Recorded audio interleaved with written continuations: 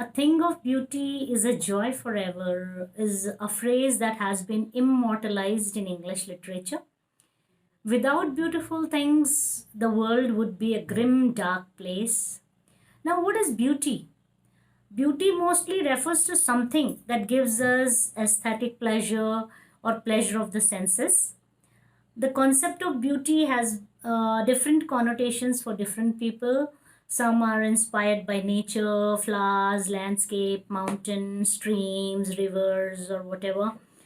Some people are inspired by visual art, or maybe some past pleasing events, or maybe a concept of beauty, maybe once beloved to someone, or maybe great people, their achievements, they inspire people, or else the legends and tales of the martyrs. So beauty has different concept for different people. As Shakespeare has rightly said, beauty is in the eye of the beholder. So, A Thing of Beauty, written by John Keats, was first published in 1818. It is an excerpt taken from a larger poem, Endymion, a poetic romance, and is written in beautiful rhyming couplets. John Keats, 1795 to 1821, was one of the most prominent English romantic poets. He died at the young age of 25, yet today his poems are one of the most sought after creations in English literature. Now, children, you must be wondering what is romanticizing, what is a romantic era, etc. So, let me tell you, romanticizing is about investing objects with larger than life attributes. For example, in this poem, A Thing of Beauty, the poet romanticizes beauty as something that has the ability to transform lives. So, likewise, we may romanticize different things. So, now I'll take you through the poem and show you how. A thing of beauty is a joy forever. A thing of beauty is a joy forever. Its loveliness increases. It will never pass into nothingness, but still will keep a bower quiet for us and a sleep full of sweet dreams and health and quiet breathing. Now, children, the poet says that beauty has a lasting impression on us and beautiful memories stay with us forever. They keep on inspiring us, even if it's for a few fleeting moments. It will always remind us of itself in our future, and it never fades away. Rather, it increases with the passing time.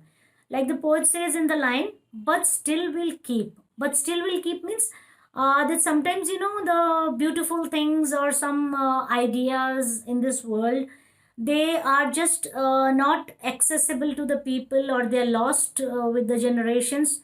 But many years afterwards, these ideas or concept are rediscovered, and once again their beauty is revealed. So the poet wants to say that beauty will always, it will keep itself, it will never go away, it will never turn into nothingness. In fact, its beauty will keep on increasing. So, for the poet, the beauty is like a beautiful shade under a tree. Okay, a bower. What is a bower? Bower is a spot under the tree which has shade and which has a lot of soothing effect and all that. So, the poet says beauty is like a bower, and under the bower, the creatures, the animals, or the even humans, they can take rest in this place. So he wants to say is that beauty enables us to enjoy good health, have steady breathing, and give us sound sleep. Now, if we children, we have beautiful things in life and we are relaxed and we are happy, then what happens? Our breathing is sound, we have good sleep, and we have good dreams in our sleep. So it's happiness all around. So beautiful things, they give us all these pleasures of good health, of quiet sleep, and it gives us happiness in life. So the poet has compared beauty to a bower under which we can take relaxation, under which we can have sound sleep. Moving on, Therefore, and on every morrow are we wreathing a flowery band to bind us to the earth, spite of despondence, of the inhuman dearth of noble natures, of gloomy days, of all the unhealthy and over-darkened ways made for our searching. So now the poet says that beauty has a positive impact on mankind. And we know that our lives are full of tests and trials, despair and all that. But these beautiful objects, they help us to forget all the disappointments of our lives. There is a lot of hatred in the world, there's a lot of despair in the world. And the beauty makes us forget all these things. And it means the poet has used children wreathing a flowery band. Now, what do you mean by wreathing a flowery band? It means that we get attached to these beautiful things around us. We weave a pretty band which bind us with our life, and it becomes the reason for us to live.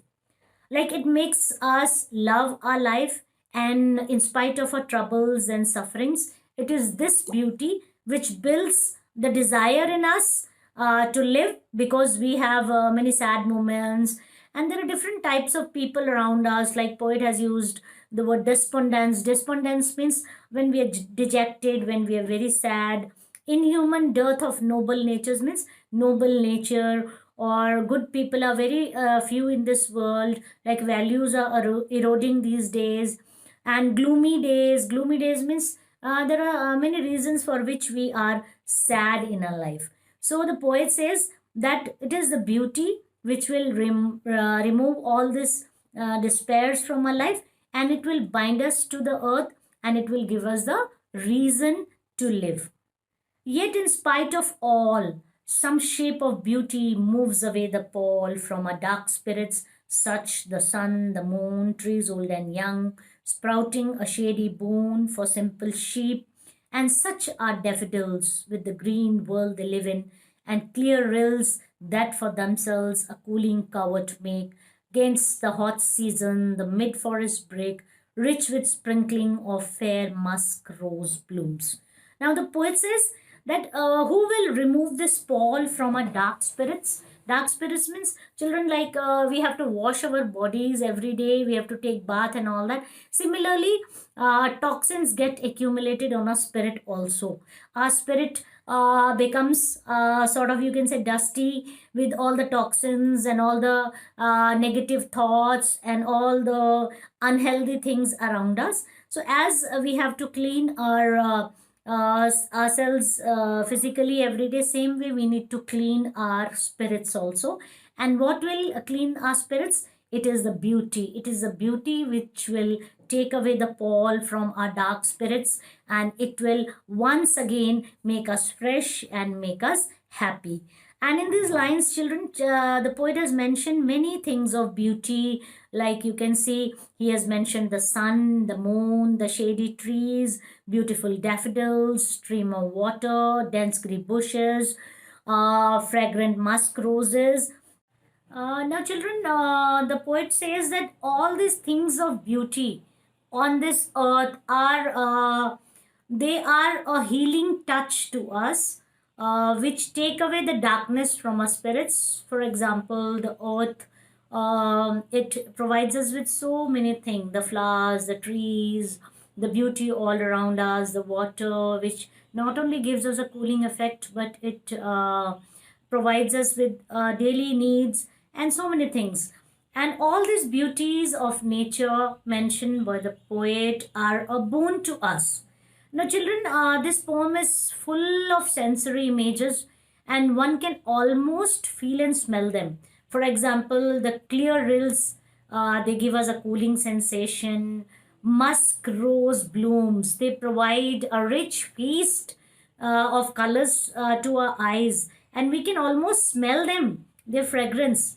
Shady boon, for example, it creates a sense of comfort to us. And the poet has made liberal use of metaphors and symbols in this poem. And there are so many of them, like the host of golden daffodils of Wordsworth. Remember in the junior classes? Uh, Now, I will leave all of them, this metaphor, symbols, and all other literary devices. I leave them in the description box. There are so many of them that it's difficult to explain all of them now. So, all this will help you. You can just move to the description box afterwards. Now, moving on. And such too is the grandeur of the dooms we have imagined for the mighty dead, or lovely tales that we have heard or read, an endless fountain of immortal drink pouring onto us from the heavens brink. Now, the poet carries on with the description of more beautiful things.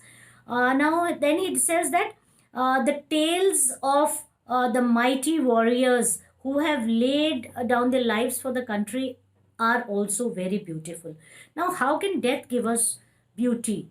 Now, the people who have really sacrificed their lives for a country or for humanity, they really inspire us. Their tales inspire us. So, in that way, these things are also beautiful. Now, look at the last lines, children. There's such beauty in the couplet you just see. He says, an endless fountain of immortal drink pouring onto us from the heavens brink. Now, see, beauty here is described by the poet as something spiritual in nature, and that the ultimate goal of appreciating beauty should be to appreciate God. Because, there's a spark of the divine in all of us, and we all emanate from the same source. So, God has created all these beautiful things, and I feel human being is the most fantastic creation of God. So here the poet has given a spiritual aspect to the beauty, and he says that beauty has a spiritual source and it flows from an endless fountain in heaven. Beauty thus is a spiritual drink, an immortal drink, what we call amrit in Hindi, or nectar you might say. So it is an immortal drink made especially for mankind. So, universal beauty is talking about the beauty that transcends time and the beauty that transcends everything else. So, I think the poem is very beautiful, and it's one of the most difficult poem from the perspective of children. So far as I know, among all the poems, this children find this poem bit more difficult than the others. So I hope I've been able to clear everything for you. And after that, also, if you have certain questions or you want some further explanation, you can leave your comments below, and I'll try to solve them. Thanks for watching. Stay blessed. Bye.